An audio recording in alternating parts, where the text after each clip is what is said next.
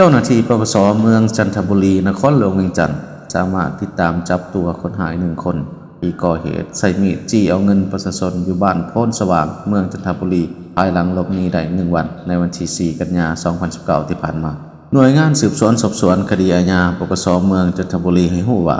มีผู้เสียหายเข้ามาแจ้งความว่าในขอนแจ้งของวันที่ 3 กันยายน 2019 มีคนหาย1 คนใช้มีดยาวประมาณ 40 เซนติเมตรเข้ามาปล้นทรัพย์ภายในเรือนโดยได้เงินไปจำนวน1,500,000 กีบและ$300 สหรัฐจากนั้นเจ้าหน้าที่วิศวกรได้ลงเก็บกำข้อมูลหลักฐานอยู่สถานที่เกิดเหตุพบร่องรอยการก่อเหตุจนสามารถรวบรวมข้อมูลหลักฐานและขึ้นบัญชีเป้าหมายติดตามมาฮอดวันที่ 4 กันยายน 2019 เจ้าหน้าที่ก็สามารถกักตัวเป้าหมายได้คือเฒ่าสอนไซอายุ 42 ปีอยู่บ้านโพนสว่างเมืองจันทบุรีนครหลวงเวียงจันทร์ไปสอบสวนดำเนินคดีเฒ่าสอนไซรับสารภาพว่าในเวลาประมาณ 12 โมงของวันที่ 2 กันยายน 2019 ผู้เกี่ยวกับหมู่ได้พากันไปลินไผ่อยู่ห้องแถวเขตบ้านโพนสว่างจนฮอดเวลา 3 โมงเช้าของวันที่ 3 กันยายน โดยผู้เกี่ยวได้เสียเงินหมดตัวจำนวน 300,000 กีบดังนั้นจึงมีแนวคิดอยากลักทรัพย์หรือปล้นทรัพย์ของพลเมืองเลยออกจากห้องแถวไปซอกหาปล้นทรัพย์โดยถือเอามีดยาวประมาณ 40 เซนติเมตรติดตัวไปนำ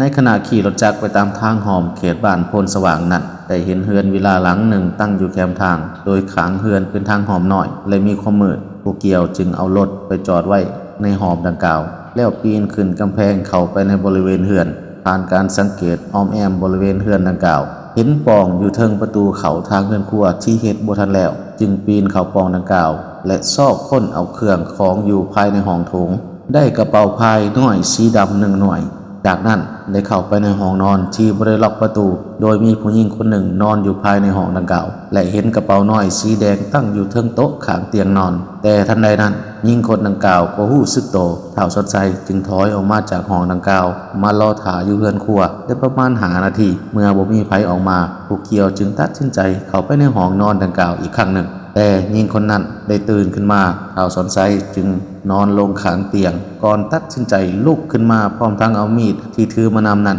จี้ใส่ผู้หญิงดังกล่าวแล้วจับเอากระเป๋าเงินพร้อมทั้งหันหลังแล้วแล่นหนีไปทางเรือนครัวปีนออกกำแพงแล้วขับรถหนีไปอย่างไววาเมื่อกลับไปฮอดเรือนของผู้เป็นพ่ออยู่บ้านโพนสว่างเฒ่าสอนไซได้ค้นเบิ่งกระเป๋าเงินที่ปุ้นมาโดยมีเงิน1,500,000 กีบและเงิน$300 สหรัฐเมื่อได้เงินดังกล่าวแล้วผู้เกี่ยวก็เอาไปใช้จ่ายส่วนตัวจนหมดส่วนเงิน$แม้นได้จ่ายไปแล้ว$100แต่ถูกเจ้าหน้าที่จับตัวเสียก่อน